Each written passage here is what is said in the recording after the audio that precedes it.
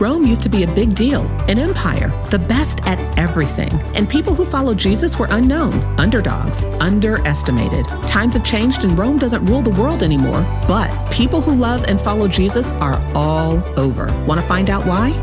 This week's big idea is community is important for everyone. To find out more, let's go to Ostia Antica.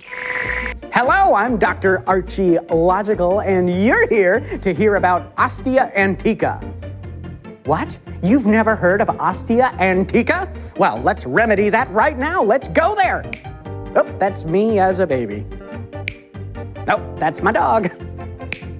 That's my favorite houseplant. I know Ostia Antica's in here somewhere.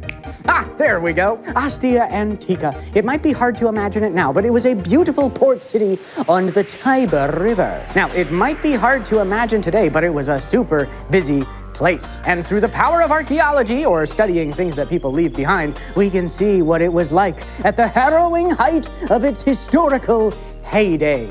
We can see the remains of houses. We can see towering temples where people would grovel to gobs of gods and goddesses. We can even see the amphitheater and go up the steps to see where people would have feasted their eyes on theater, people giving speeches and doing debates, or even gawking at a potentially gruesome gladiatorial battle. I'm agog just thinking about it. Now, we could also see the Roman bathrooms where people would, well, I don't need to explain bathrooms to you, but the Romans, instead of having their own bathrooms in their own homes, had public bathrooms like this. And to make this even more disgusting, toilet paper hadn't been invented yet. So when a Roman citizen finished doing their business, they would clean themselves using a sponge on a stick. And then they would dip it in vinegar to clean it. And to make this even more disgusting, these sticks were public too. So that's a lot of people using the same stinky sponge. Just let that soak in for a second. You know what's not so gross, though, is Java-flavored gelato in a jelly donut. I'm jubilant just thinking about it. Ciao!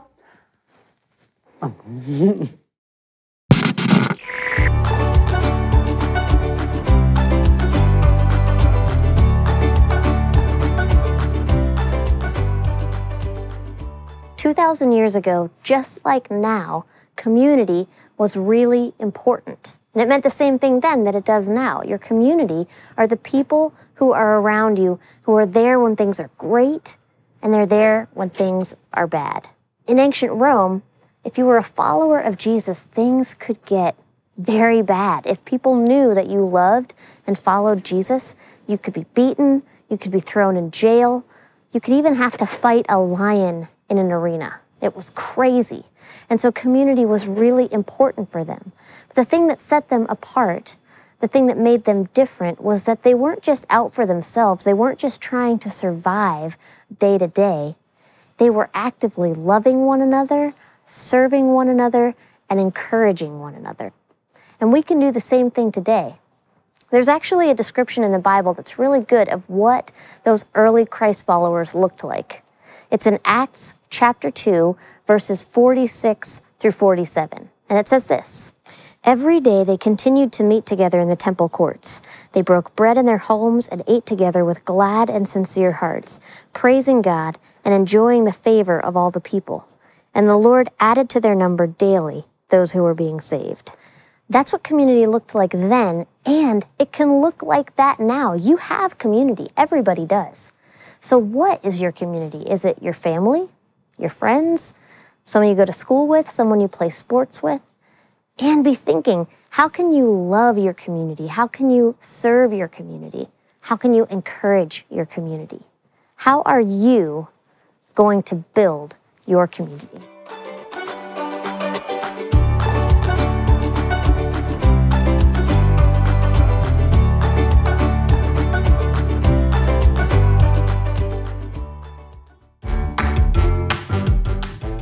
We're here at Trevi Fountain. People from all over the world visit this place and they make wishes by throwing coins in that water.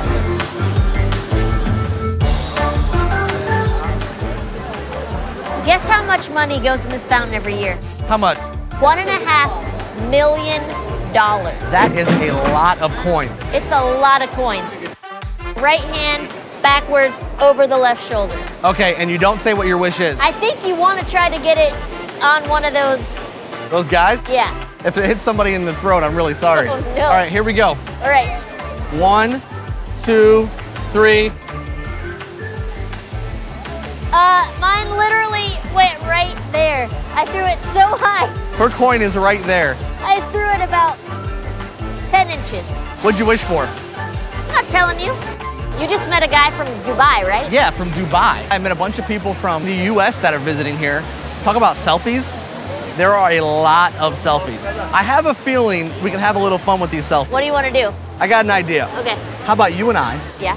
We get together. Okay. And we see just how many selfies we can get in. Selfie bomb, anyone? I like it. Let's go.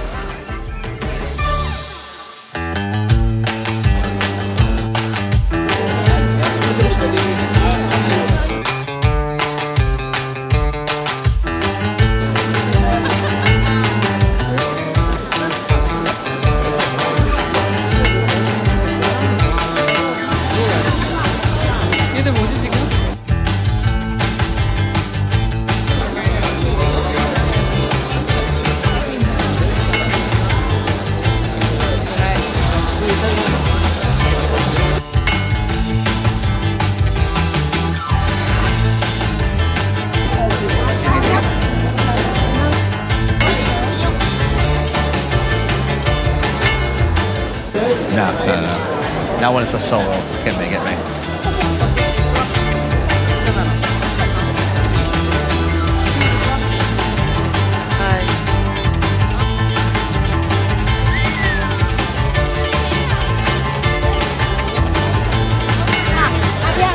For this thing.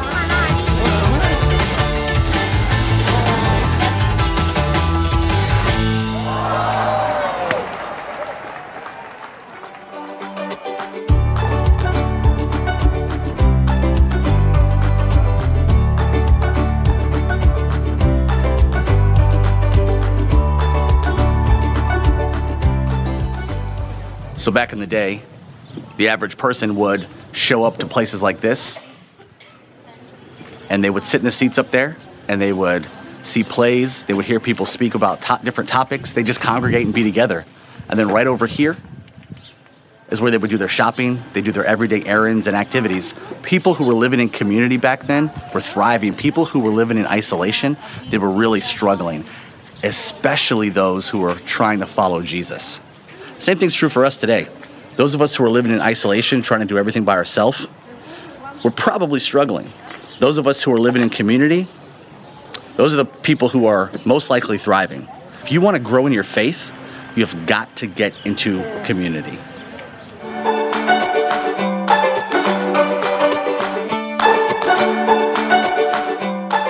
This week we learned about community and a few other things. So now, this week's big step is find one way to serve and encourage your community. Give it a try and see how it goes. And come back for more Kids Club on location. What's up?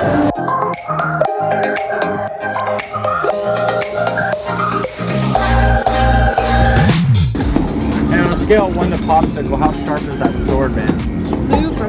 Oh, it's sucking gum in the ancient ruin. Oh, ancient gum. Wow. Your last name is Italian though, isn't it? It means awkward on camera. Yeah, that's so true. When the camera guy gets on camera, he talks about camera stuff. Well, here's the thing. I need to actually taste the syrup first. Whoa! I gotta pick it up to show my mom. Have you ever had this much McDonald's in front of you? If I said yes, would you judge me?